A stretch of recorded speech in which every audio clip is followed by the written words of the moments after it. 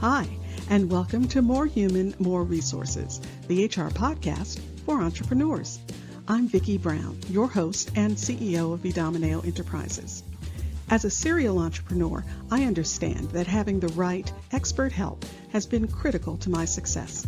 That's why I'm dedicated to telling you, in plain language, what's going on in the world of HR that might impact your business and what you need to do about it, with real actionable tips to help you master that list of must-dos and grow your leadership muscle.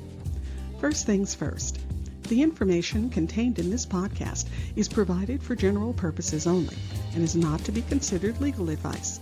Your decision to adopt or not adopt any practice or procedure mentioned in this podcast is solely yours, and we bear no responsibility for the outcome. We urge you to always consult legal counsel and other appropriate licensed professionals. And with that, let's get into the show.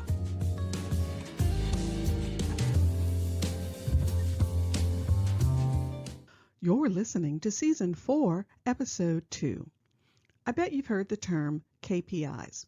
If not, it stands for Key Performance Indicators. Now, a lot of the time people mix up KPIs, metrics, and goals, and they are related, but they aren't the same thing. Let's start with goals. When you set a goal, it's usually a broad outcome that you or the organization is aiming to achieve. They set the stage for what you want to eventually accomplish, something like improve customer satisfaction over last year. Now, metrics are measurements that you can use to track the status of a specific process or goal. Think of them as a specific data point, a snapshot in time. So, how many customer complaints were received this month? That would be a metric. KPIs, on the other hand, are a specific subset of metrics. They're chosen because they do a particularly good job of measuring the progress toward achieving the goal. You can kind of think of KPIs as a super metric. So in our example, a good KPI might be, how many returns did we have this month? Because you see, the number of product returns you get directly reflects how satisfied your customer is. When you pull together the right set of KPIs and track them regularly, you should be able to get a really clear picture of how a department or the company is doing. All right, now that all that is clear as mud, let's talk a bit about some good KPIs you can use that'll help you understand the health of the people side of your business. And yes, I know most times the HR team is tasked with tackling all this, but a simple spreadsheet populated by the office manager or the executive assistant, well, that can provide a world of clarity for managers and leaders. Remember, what isn't measured isn't managed. So here's some good people-related KPIs. Absence rate. Now, this one is simple. Just divide the number of days absent by the total working days. So if someone was out 15 days and there was a total of 150 working days, then they were absent 10% of the time. Now, I know the next question you have is 10% a good or bad number? Actually, it's less about that than it is about which way you're trending. Is the absence rate going up or down? That's really the important part. But yes, if you're measuring this for the first time, 10% is not good. It's really high. Next up, average time stay. This shows how long, on average, employees stay with you.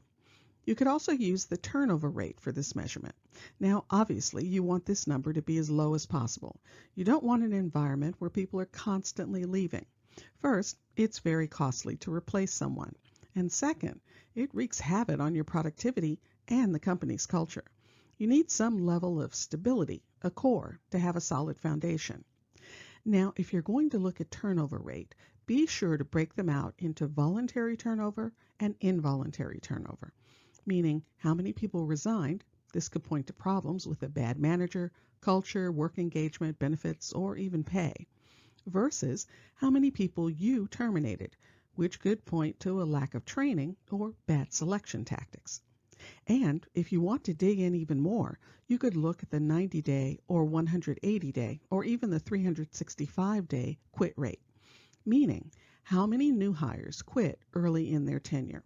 Now, a high number here almost always points to bad selection, bad training, or poor communication about what the job actually is. because nothing gets people to quit faster than when they thought they were going to do this, but it turns out the job is a lot of that. If this number is in the double digits, you've got a problem. One KPI I love to use is the Net Promoter Score, or NPS. Now, even if you haven't ever heard it called that before, I'm sure you've completed one.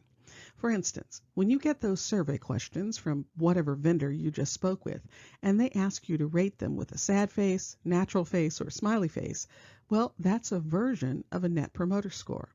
Generally, an NPS measures the likelihood that someone would recommend your service or business to another person. Now, for obvious reasons, this measurement speaks volumes. When someone recommends you, they're putting their reputation online, and they wouldn't do that if they didn't think what you provided was valuable. Well, the same can go for the people on your team. How likely are they to refer someone to work at your company? Again, this speaks volumes. Not only are they putting their reputation on the line, but if they get it wrong, they'll be needled by that person every single day at work. But seriously, when a team member says that they're very likely to refer someone to work at your company, well, that's a glowing badge of honor. You're definitely doing something right. Here's one most people don't think about: overtime hours.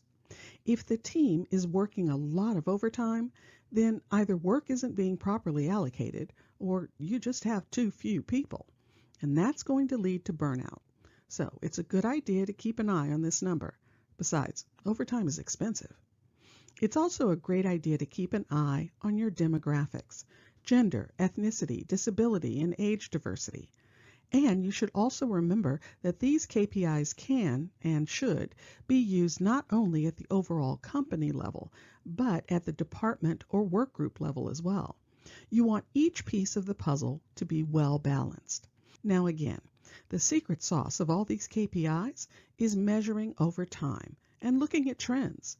Are the good lines going up and the bad ones going down?